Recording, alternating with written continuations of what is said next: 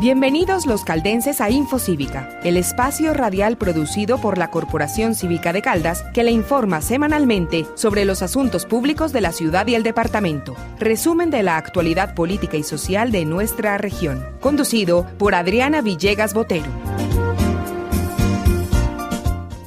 Cordial saludo para todos los oyentes. Estamos en Infocívica, el programa de la Corporación Cívica de Caldas, una entidad sin ánimo de lucro que desde hace 34 años lidera la defensa del interés colectivo en Manizales y Caldas, con actividades de pedagogía para la democracia, civismo y veeduría ciudadana. Como lo hemos venido desarrollando desde hace ya varias semanas, hoy también vamos a hacer pedagogía relacionada con el plebiscito del próximo 2 de octubre. Como les hemos venido diciendo en nuestros distintos espacios, no hacemos campaña por el sí o por el no o por la abstención, que son las tres posibilidades que tienen los ciudadanos. Hacemos campaña por el voto informado y porque la gente lea los acuerdos y se informe sobre los distintos temas que se acordaron en La Habana y que nos están sometiendo a votación a los colombianos. Hoy nos acompaña Andrea Salazar, quien es caldense radicada en Bogotá. Andrea. Correcto. Un saludo para ti, Adriana, un gusto saludarte a ti y a los oyentes. Bien, Andrea. Bueno, en primer lugar me gustaría que nos contara a los oyentes cuáles son esas actividades que usted realiza, en qué es lo que trabaja y cuáles son las actividades que realiza relacionadas con este tema de los acuerdos de paz. Hola Adriana, sí, soy de Manizales, soy caldense, llevo 15 años viviendo en Bogotá. Un saludo para ti y para todos los oyentes y muchas gracias por incluirme en este espacio. Yo soy politóloga, llevo 10 años trabajando en temas de construcción de paz y conflicto armado en el país y lo he hecho con el sector público y con el sector privado. Y con varios amigos desde hace unos meses, amigos y personas que también trabajan el tema, decidimos que queremos tener unas iniciativas cívicas y ciudadanas, unos espacios en donde podamos resolver distintas dudas y preguntas que tiene la gente con respecto a los acuerdos, porque creemos que nuestra misión no debe ser decirle a la gente por qué votar, nuestra misión debe ser llevar información para que la gente tome una decisión a conciencia y entendamos la importancia de esta decisión para el país. Estos espacios, uno se llama Preguntas de La Habana. En Preguntas de La Habana lo pueden encontrar en Twitter y lo pueden encontrar en Facebook. Y a través de esta iniciativa, un grupo de 8 personas estamos respondiendo constantemente dudas y difundimos las respuestas. Hay otro que se llama Conversaciones en Paz. Este ha sido un chat que adelantamos por WhatsApp y llevamos las respuestas también a una página de Facebook para que la gente pueda consultar lo dialogado, y estamos en otras iniciativas como El Avispero, que también busca sacar unos memes o unas imágenes rápidas contestando sobre los mitos, cuál es la realidad de lo contenido en el acuerdo. Entonces, lo primero, el WhatsApp. ¿Cuál es el número celular al que uno puede conectarse para chatear y hacer preguntas relacionadas con los acuerdos? Pueden escribir al 313-797-7977 y ahí pedir que se les agregue al chat que se llama Conversaciones en Paz. El chat tiene unas reglas básicas de convivencia, es basarse siempre en el respeto y a través de unas preguntas pues nosotros tratamos de responder las dudas que tienen los participantes del espacio. Vamos a repetir el teléfono entonces, es 313-797-7977. Correcto. Listo, entonces ahí uno puede pedir, por favor, agréguenme y empieza a charlar y a hacer preguntas. ¿Así de fácil? Correcto. Muy bien. Es fácil. Listo. El otro espacio del que nos hablaba es @preguntashabana en Twitter, ¿verdad? Verdad. Bueno. Cuéntenos qué le pregunta a la gente. La gente nos está preguntando de todo. Principalmente están preguntando sobre estos mitos y estas preocupaciones que tienen las personas sobre los temas de cárcel, sobre los temas de justicia, sobre los temas de participación política, sobre los temas de tierras, digamos un poco tratando de entender y digerir todas esas 297 páginas que tiene el acuerdo. Por ejemplo, empecemos. ¿Es verdad que se le va a pagar 1.800.000 pesos a los desmovilizados de las FARC una vez se apruebe el plebiscito? Eso es falso. Lo que contempla el acuerdo son unos mecanismos o unos apoyos que buscan que estas personas puedan hacer una transición a la vida civil. Los recursos que están contemplados dentro del acuerdo son, primero, un apoyo de 2 millones de pesos que se da por una única vez como apoyo a la reinserción. Esto quiere decir que las personas inmediatamente puedan comprar kits de ropa, de aseo, de alimentación, de ubicación, una vez se desmovilizan. Posterior a esto, por un periodo de 2 años, se les hace un apoyo económico por el 90% de un salario mínimo vigente, es decir, menor que un salario mínimo, y este apoyo se hace condicionado a la participación en el proceso de reincorporación. Es importante también mencionar que estos son recursos que el país ya ha venido estableciendo e implementando desde el 2006, porque se ha consolidado un proceso importante de reintegración a la vida civil.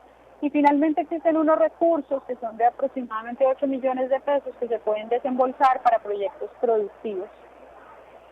Las personas que van a recibir estos recursos, que como usted nos aclara no es 1.800.000 mensual, sino el 90% de un salario mínimo, ¿pueden ser personas condenadas por delitos? Hay que diferenciar dos aspectos. Las personas que han cometido delitos políticos, que son los delitos o los crímenes que están relacionados con la pertenencia al grupo, estos delitos son sujetos de amnistía y estas personas pasan derecho, digamos, a un proceso de reincorporación y son sujetos de estos apoyos. Las personas que han cometido crímenes de lesa humanidad deben comparecer frente a un mecanismo que contempla el acuerdo, que es la Jurisdicción Especial para la Paz, que se va a encargar de investigar, procesar y condenar a quienes hayan cometido crímenes de lesa humanidad, y este es un proceso diferente, es un proceso de comparecimiento ante la justicia y por eso no necesariamente entran directo al programa de reincorporación. Info Cívica. Lideramos la defensa del interés colectivo. Bueno, otra pregunta. Por allá el acuerdo, ahora que estamos en una emisora, en este caso una emisora universitaria, el acuerdo habla de darle emisoras a las FARC. ¿Por qué le van a regalar emisoras a las FARC?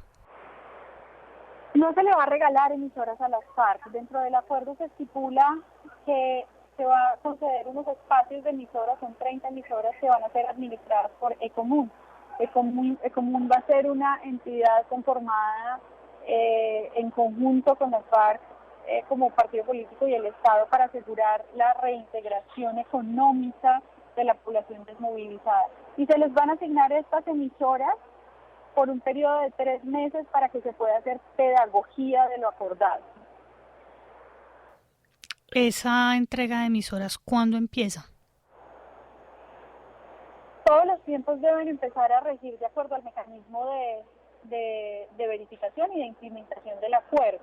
El día de la firma del acuerdo es cuando esto empieza a regir y ahí se tiene que empezar a construir, pues ya implementar la institucionalidad que puede proveer estas herramientas. Entonces, tener un día claro, para mí interpretarlo es muy difícil porque creo que viene primero la creación de una organización como Ecomún. Esto, si además del plebiscito es validado y gana el sí. Bien, Andrea, otro tema que circula mucho en redes sociales es el de si vamos a tener como senador o representante a la Cámara a Timochenko o si le van a regalar también curules a las FARC. ¿Qué de mito y qué de cierto hay sobre este tema? Ok, el tema de participación política, que tiene razón, ha sido ampliamente debatido, con muchos mitos y muchas mentiras. ¿Cuál es la realidad de lo que está escrito en el acuerdo? A las FARC se les van a conceder, se les van a asegurar 5 curules en Cámara y 5 curules en Senado. Cuando se dice que se van a asignar 5 curules, ¿esto qué quiere decir? Que ellos igual deben tener un partido político constituido y deben lanzarse a un proceso electoral, deben lanzar sus candidaturas y sus elecciones. La asignación de curules lo que busca es eliminar el umbral mínimo que hay para acceder a los curules para asegurar esta participación, y esto va a pasar por 2 periodos presidenciales a partir del 2018. Es decir, esto no es permanente. Esas 10 curules corresponden al 2.7% de la conformación total del Congreso. Esto como para aclarar cómo funciona esa participación. De aquí al 2018, es decir, en esta vigencia del Congreso, ellos van a tener derecho a tener 3 voceros con voz, pero sin voto, para los temas puntualmente que estén relacionados con la implementación del acuerdo. Evidentemente existe la inquietud y la duda de quiénes van a poder participar y quiénes van a poder acceder. A mi modo de ver y en mi interpretación, el acuerdo no deja del todo claro el momento en el que ellos van a poder acceder si son personas que han cometido crímenes de lesa humanidad. Voy a tratar de explicar esto lo más claro posible.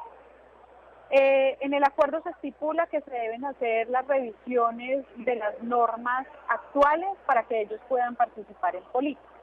Porque hoy en día en el país existe un articulado que impide que personas que han sido condenadas por crímenes de lesa humanidad puedan participar en política. Esto no quiere decir necesariamente que esa modificación se vaya a dar para que ellos no deban ser condenados. Ellos deben ser condenados. Lo que hay que aclarar es normativamente cuándo y cómo funcionan esos procesos, sabiendo que hoy en día hay un articulado que impide esa participación. Le transmito otra pregunta a Andrea, de las que le han hecho en Twitter, en la cuenta @preguntasabana, y se relaciona con qué relación hay entre el acuerdo, el plebiscito y la reforma tributaria. ¿La reforma tributaria está condicionada al plebiscito o son temas distintos? La reforma tributaria no está condicionada al plebiscito. Esta es una discusión que se viene tramitando en el Congreso desde hace aproximadamente 2 años. Recordemos que en el país se conformó una comisión tributaria conformada por distintas personalidades de distintos sectores para hacer una revisión de la tributación en el país, y esta comisión dio unas recomendaciones a partir de las cuales surge esta reforma. Son 2 procesos distintos, no está uno condicionado al otro. Un tema que se anunció hace algunas semanas, tal vez, antes de que se anunciara el acuerdo final, tenía que ver con la desmovilización o la entrega de los menores armados en las filas de las FARC y su reincorporación a la vida civil. Sin embargo, esos menores aún siguen en las filas. ¿Uno podría entender que las FARC no han cumplido esa parte del acuerdo? Lo que se había anunciado era la entrega de los menores como un acto de confianza dentro del acuerdo. Yo personalmente no diría hasta ahora que es un incumplimiento, porque el acuerdo todavía no ha entrado en vigencia. El acuerdo realmente va a entrar en vigencia en el momento en el que las 2 partes oficialicen la firma del mismo. Ahora, esta semana, en las últimas semanas, en los últimos días, salió un comunicado conjunto muy importante en donde a partir del 10 de septiembre se va a empezar a dar la entrega de los menores que están en las filas de las FARC, porque digamos ya existe todos los acuerdos y los detalles operativos para garantizar que esta entrega se haga de la manera más responsable posible. Y hay un tema adicional, y es que el reclutamiento de menores es un crimen de lesa humanidad, y por lo tanto las FARC deben responder por la comisión de este delito. Info Cívica. Lideramos la defensa del interés colectivo. Bien, en los últimos días también se ha hablado mucho sobre el incremento en el cultivo, en los cultivos ilícitos en el país. Después de que había descendido, otra vez estamos creciendo en el número de hectáreas sembradas de coca, y la iniciativa del nuevo fiscal Néstor Humberto Martínez de reanudar, o por lo menos el propósito o la sugerencia de que se reanuden las fumigaciones con glifosato. A la luz de los acuerdos que se van a someter a votación el 2 de octubre, ¿el gobierno se compromete a no fumigar con glifosato? El gobierno y las FARC en el acuerdo estipulan que se va a prevalecer la erradicación manual. Sin embargo, el acuerdo deja la puerta abierta para que cuando no haya intención voluntaria de hacer la erradicación manual y de permitir la sustitución de los cultivos, pues se puedan implementar otros mecanismos para hacer esa erradicación. Esto deja la puerta abierta para implementar aspersión aérea y en eso, digamos, en una entrevista en estos días del señor Humberto de la Calle fue bastante explícito en ese punto, que si bien el acuerdo no dice que se va a hacer aspersión aérea, sino que se va a prevalecer la erradicación manual, pues se deja la puerta abierta. Bien, Andrea, se ha dicho mucho sobre los mitos, sobre, digamos, la desinformación alrededor de los acuerdos de paz, pero cuando se habla de los mitos y la desinformación hay una tendencia, digamos, a polarizar. Los del no dicen que los que desinforman son los del sí, y los del sí dicen que los que desinforman son los del no. Ya hemos hablado de el 1.800.000 que se supone que le iban a pagar a los desmovilizados y no hay tal, que si va a haber curula automática para Timochenko y usted nos aclara el tema. ¿Qué tipo de mitos han puesto en circulación los del sí, los partidarios del sí, que uno pueda decir, no, venga, esto tampoco es verdad? Excelente pregunta. Yo creo que el primero y el más importante es poner de cara que la firma de este acuerdo trae implícitamente la pacificación total del país y que esto implica la paz. La realidad es que la votación por el sí y la firma de este acuerdo corresponden a una negociación con un grupo armado del país. En el país hay otra serie de actores y otra serie de problemáticas que todavía tenemos que enfrentar. Entonces yo creo que ese es el mito más grande. El segundo mito es que un proceso de construcción de paz o un proceso de posconflicto es infinitamente menos costoso o más barato que la guerra. La realidad es que los dos, tanto la guerra como la paz, requieren inversiones muy grandes de recursos. Ninguno de los dos es barato. La diferencia, digamos, está en que la inversión de los recursos que se hacen desde la paz, pues tienen la posibilidad de generar y propiciar el desarrollo, mientras que los recursos que se invierten, pues para la guerra tienen el objetivo de fortalecer los componentes militares. Yo creo que esos serían los dos mitos más grandes que se han promovido desde el fin. Con un factor adicional, y es que me parece que desde ambos lados se han simplificado las posiciones políticas. Desde el sí han dicho que las personas que van por el no simplemente son personas que quieren la guerra. Y yo no creo que uno deba simplificar la posición de una persona de esta manera. Yo creo que las personas que no están de acuerdo simplemente no se ven reflejadas en este acuerdo, no están tranquilas con lo negociado, y eso no necesariamente quiere decir que quieran la guerra. Bien, Andrea, hablemos de cosas prácticas del 2 de octubre. No va a haber inscripción de cédulas. Entonces yo soy un pelado que acabo de obtener mi cédula, tengo 18 años y 3 meses. ¿Puedo votar o no puedo votar? Las cédulas, el proceso de inscripción de cédulas no se abrió porque no se contaba con los tiempos constitucionales estipulados para abrir la inscripción de cédulas, y creo que eso es un factor importante a mencionar. Eso quiere decir que las personas pueden votar en el último lugar donde hayan tenido su cédula inscrita.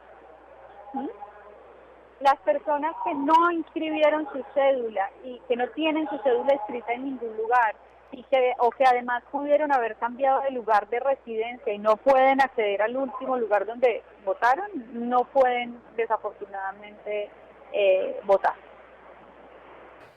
Bien, de acuerdo con lo que usted ha evaluado, ¿qué pasa si gana el sí y qué pasa si gana el no? Es decir, ¿cuáles son como los efectos prácticos en el corto plazo, el 3 de octubre?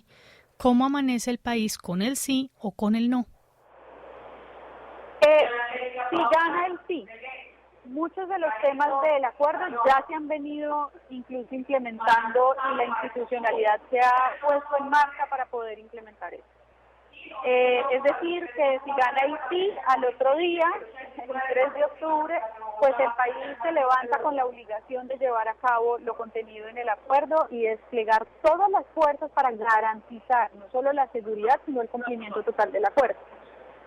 Si gana el no, este acuerdo, como está escrito y como lo conocemos, no se implementa. Es una falacia creer que hay que volver a negociar y que se va a volver a negociar, y en esto quiero ser muy enfática. La negociación no está supeditada al no, está supeditada a las voluntades políticas que haya para retomar una negociación, y el actual gobierno ha sido bastante enfático en decir que no va a retomar la negociación. Es decir, si gana el no, probablemente al día siguiente lo que se haya desplegado habría que revisar, digamos, de eso, que igual es una obligación constitucional del Estado que puede seguir implementando, pero en lo que tiene que ver con la desmovilización y el desarme de las FARC, pues quedan vacíos jurídicos importantes y pues habrá que revisar qué se puede hacer con lo que se haya avanzado hasta ese momento. Pero la realidad es que si gana el no, este acuerdo no se implementa y este proceso se echa para atrás. Y si gana el sí, pero no se alcanza el umbral, ¿es el mismo efecto de si hubiera ganado el no? Es una pregunta muy difícil. Creo que no es el mismo efecto, porque si gana el sí, pero no se alcanza el umbral, el plebiscito pierde validez. El del plebiscito no es válido, no es vinculante. El umbral es importante porque lo que garantiza es que hay una parte de la población que es representativa y que toma esa decisión, ¿correcto? Si no se alcanza el umbral, no importa qué respuesta gane, simplemente el plebiscito no tiene validez y habría que revisar, digamos, creo que aquí sí no me siento tan clara en qué pasaría el 3 de octubre. Info Cívica. Lideramos la defensa del interés colectivo. Bien, Andrea, usted ha estado viajando por distintos lugares del país. ¿La gente está informada, está bien informada o todavía falta? Yo creo que en las últimas semanas, en los espacios en los que he estado, he visto que ha habido una evolución importante de la discusión. Creo que hay personas cada vez más informadas, creo que los argumentos de lado y lado cada vez son un poco más sólidos. Sin embargo, sí veo con mucha preocupación que todavía hay personas altamente desinformadas, que lo más importante es que no están buscando verificar la información que están leyendo. Entonces, cadenas de WhatsApp, imágenes, memes, llegan cantidades y cantidades todos los días y la gente está asumiendo eso como la verdad, sin entender que por medio de esto o que a través de esto pues hay un proceso político con intereses políticos que pues evidentemente van a buscar confundir para un lado o para el otro.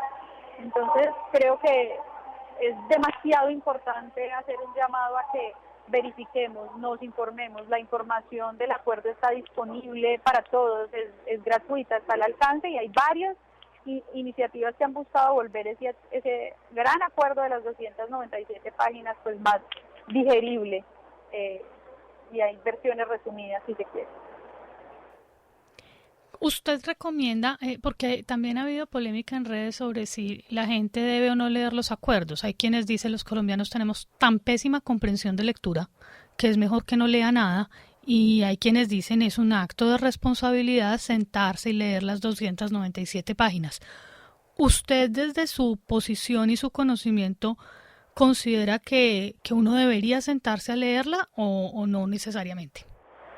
Yo lo veo un poco más amplio. Yo creo que la responsabilidad debe ser entender, identificar, leer y consumir información que sea veraz y que nos permita tomar decisiones, que no sea parcializada. Si para una persona eso es leerse las 297 páginas, que por favor así lo haga. Si para una persona es oírse el audiolibro que hay del acuerdo, que así lo haga. Si para otra persona es coger a alguien distinto, a otro ser humano que le explique, que también lo haga. Pero un poco el llamado mío, más que decirle a todo el mundo que se tiene obligatoriamente que leer las 297 páginas, es que hagamos la reflexión y entendamos qué está ahí escrito y eso qué implica para nosotros como colombianos. La responsabilidad no es solo leer, la responsabilidad es entender. Bien, Andrea, pues manizaleña, radicada en Bogotá hace rato y dedicada en estos últimos tiempos a hacer pedagogía sobre los acuerdos de paz.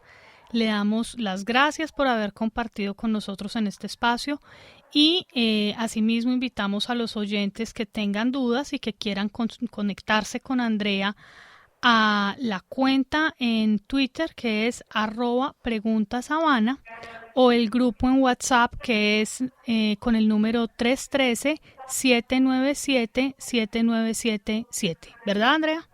Correcto, Adriana, te quiero agradecer mucho a ti por el espacio, por haberme invitado y digamos, si me permites una última palabra, creo que es muy importante que seamos conscientes de la responsabilidad en la decisión que estamos tomando. Cualquiera de las decisiones que nosotros tomemos este 2 de octubre son históricas, para un lado y para el otro. Y hay que reconocer que es fundamental y es la primera vez que como país estamos teniendo la oportunidad de decir algo y de ser activos y partícipes en las decisiones de nuestro futuro. Entonces, es más bien una invitación a que seamos conscientes de ese momento histórico y de que la decisión que tomemos sí debe ser determinante para lo que queremos como país.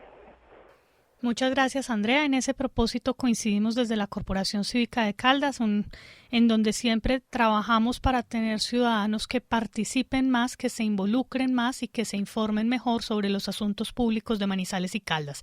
A nuestros oyentes le damos las gracias y los esperamos dentro de 8 días en una nueva emisión de Infocívica.